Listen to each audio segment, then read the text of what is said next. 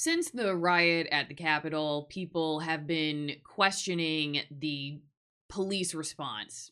And now here's a headline in the New York Times. Capitol Police Chief apologizes for security failures during the assault, including a delay in calling for guard troops. And their first graph here is that the acting chief of the Capitol Police apologized to Congress on Tuesday for the agency's massive security failures on January 6th, acknowledging during a closed-door briefing that the department knew there was a strong potential for violence, but failed to take adequate steps to prevent what she described as a terrorist attack. I was invited on Eric Hunley's channel to do a live stream a couple days later to talk about the suppression of speech online in reaction to that.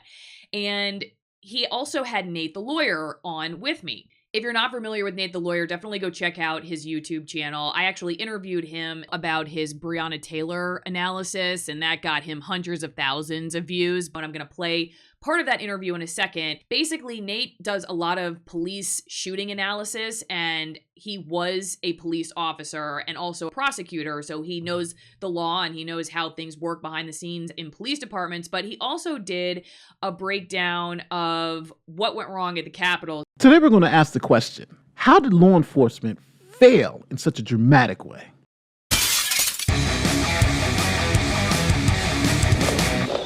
So I'm going to show you my interview with Nate, the part where we talk about questioning the narrative, sticking your neck out against what maybe the mainstream storyline is. So without further ado, here's Nate the lawyer.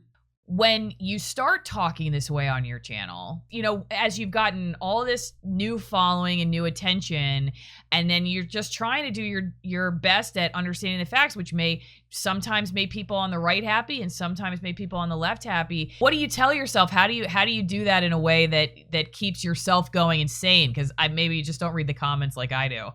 No, I read every comment, and yeah, I told my fans that, you know, I'm riding with Biden. You know, I'm not voting for Trump, and you know, I got a whole bunch of hate. I'm done subscribing. How could you vote for the enemy? This so forth.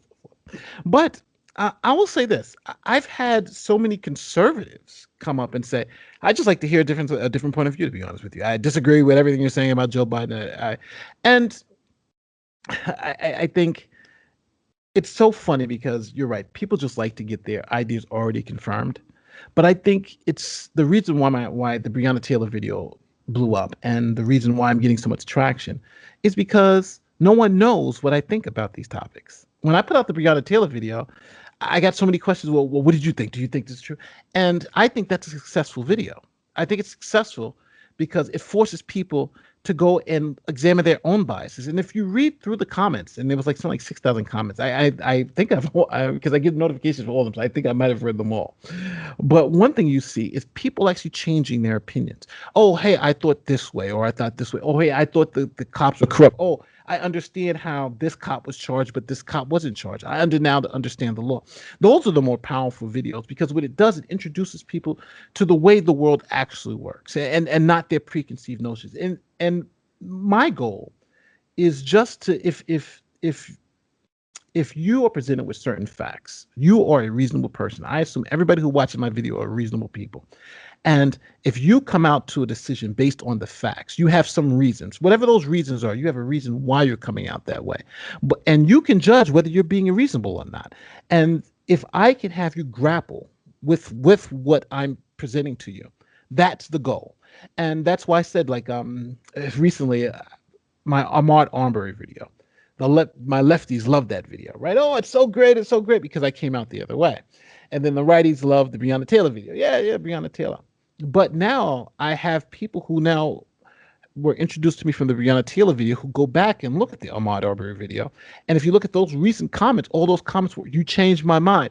Oh my God, I just looked at the facts critically and now have a different perspective on what I thought about this. And I think that's the power. That's the real influence that you want to have, because in a society that's now polarized, if you're not thinking my way, you're thinking the wrong way. To have people come to to what I hope is the right conclusion, not even for myself, but even for themselves, based on the facts, I think is the power. And I think that's something that now people are looking for, but you can't get that from CNN, Fox, or any place else. You have to get that from independent media. And that's the reason why we're able to do what we do. Do you ever get scared to talk about any of these topics? Because I think there's such a concern, even from journalists. I do think that journalists sometimes are scared to really broach these topics because of how emotional they can become for people, and this just, mobs kind of coming after people on social media. And even if what you are actually talking about is something like in a police report, for instance, sometimes if you bring up this stuff, people get really upset. And so I think sometimes journalists get scared to talk about it. Maybe lawyers get scared at police officers. And so I'm curious, do you ever get scared to sort of question some of the mainstream narratives on these cases? And if not, like, what's your secret? I don't get scared because I think it's part of the rules that I have for the game, and the rules that I have is that if I can verify a fact is fake, then if you notice it in all of my material, I always put in the description everywhere I get all my sources. So for the Brianna Taylor video, the search warrant is in there, right? The videos that I used are in there. The source documents are in there. And the reason why I like to do that is because I like to always say, you're not arguing with me. You're arguing with the facts. Go look at the documents for yourself. And a lot of times, people, and the reason why, like for instance, the Brianna Taylor video, I was apprehensive to put it out because I didn't want people to think I was attacking her. But at the point, reading through everything, it was just like there's nothing here to attack. That video, honestly, was just, here's the news reports, here's how everything started, here is the search warrant, and here's why the outcome was what it was, and here's how the law was involved in that. So even people who were hating on me in the comment section, they understood that was the law. There was nothing that I wasn't giving an opinion for them to attack, and for the fact that if they wanted to verify anything I was saying was accurate, the information where I was getting it from was right there. So it's easier for me to kind of negate all of that, especially since the fact I'm not actually giving an opinion. I'm just kind of just laying out the factual piece of it and the legal piece of it. It's easier for me to escape that criticism because I can always say, well, no, I didn't tell you how to think about this fact. I just gave you the fact and gave you the law behind it, and you came to the conclusion, whatever that may be. What do you hope your channel does for the climate, I guess, that we're in right now?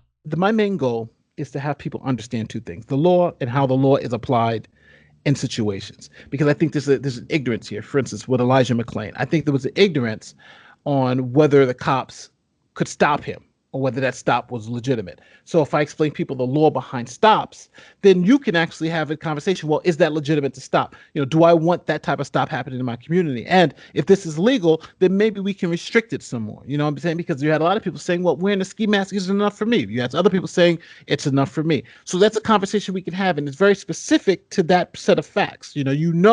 Where we have our disagreement, and I think even with Brianna Taylor, here's the warrant. Here's what they presented to get the warrant. Is that enough? So now people can say, well, that wouldn't be enough for me, or some other people can say that would be enough for me.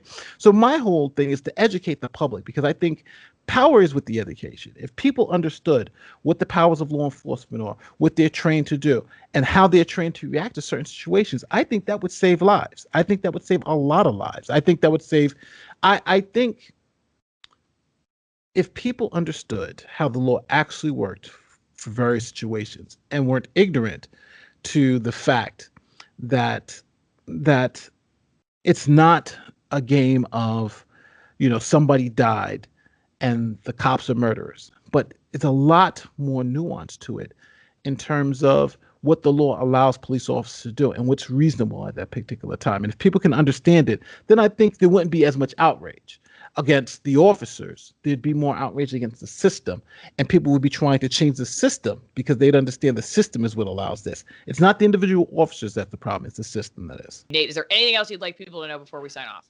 No, I just want to say I had an amazing time, and I hope to get you on my channel one day. You know, Absolutely. yeah, this is going to be awesome. So, listen, it's been wonderful, and thank you for all the people who are watching, and don't forget that if anybody has to subscribe to Alice's channel, you got to subscribe. Come on, Yeah. what are you doing here? You've Yeah. seen this whole thing, so. I always end the video by saying that. So why don't you go ahead and say it for me? The like, subscribe, comment. Go ahead. Oh yeah, like, share, subscribe if you like this content. There you go.